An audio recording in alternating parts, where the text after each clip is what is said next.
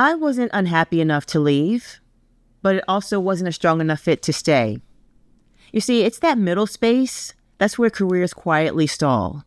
So I did something that most actors avoid, and I audited my agent.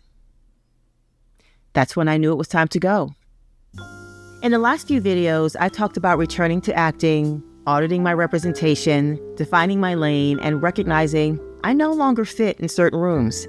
And I even talked about the anger that led to a 2-year hiatus. I sat with those videos for 2 weeks, all 4 of them, and I realized something.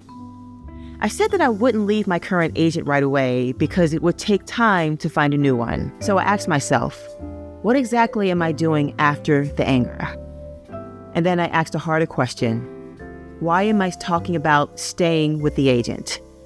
I had to be honest with myself. I was talking myself out of leaving, telling myself something is better than nothing. It takes time for them to get to know me. Maybe it'll improve. That's not strategy. That's comfort. And that's fear. When I re-reviewed everything, auditions, alignment, communication, infrastructure, one thing became clear. I was managing my brand more than my agency was by having to decline misaligned work, clarifying my rates, repositioning my images, restating my lane, and I started to feel like a nag, like the difficult one. But I wasn't nagging. I was compensating for a structural gap. That's the brass tacks. The partnership wasn't built for where I'm headed, and I know it. I was making excuses, like most of us do, before I searched for something better. It wasn't going to. And pretending that it might was costing me energy. If I'm overthinking and hoping, I'm leaking focus. So this wasn't emotional. It wasn't dramatic.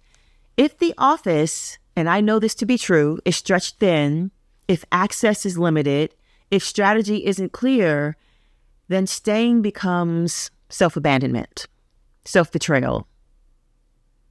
I can be frustrated with the industry, but at the end of the day, it's my decisions to make.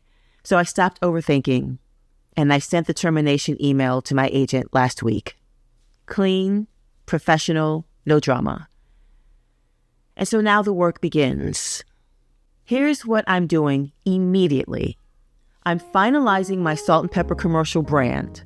I'm revisiting my 2025 headshot sessions. I'm updating my casting networks to reflect my actual lane, tightening my representation blueprint, and I'm identifying agencies with real infrastructure, drafting intentional outreach, and submitting in small strategic batches. I'm going to open myself up to managers for the trajectory of conversations. Now, I know I've said this before, but now it's time for me to do it because I actually left the agent. I'm not going to go with a lot of agents, a lot of choices. I'm going to go with 5 to 12. It's not about volume, it's about alignment. And my goal is to secure new commercial representation by the end of March. And then I'll proceed with the process of pursuing theatrical agents afterwards.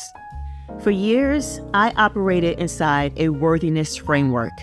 Wait your turn, build your credits, prove more. Now I'm operating inside of clarity. I know my lane, I know my value, I know the level of access I require. And in a previous video, I said, I'm leaving again. No, that's not accurate. I am recalibrating, integrating, upgrading, iterating.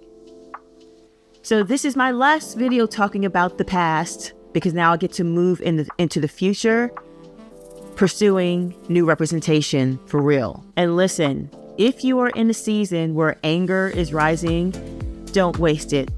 Don't waste your time on being angry. Just audit the situation, make a decision, move. It doesn't have to be dramatic, doesn't have to be loud, just do it cleanly. So if this resonates with you, subscribe to Acting Lessons Learned. And in the next episode, I'm going to walk through the exact steps I'm taking to secure new representation, images, research, outreach, and what happens when the emails go out. This isn't rebellion. Like I said, this is recalibration, and I hope you'll join me because now, in the next video, this is where I show you the work.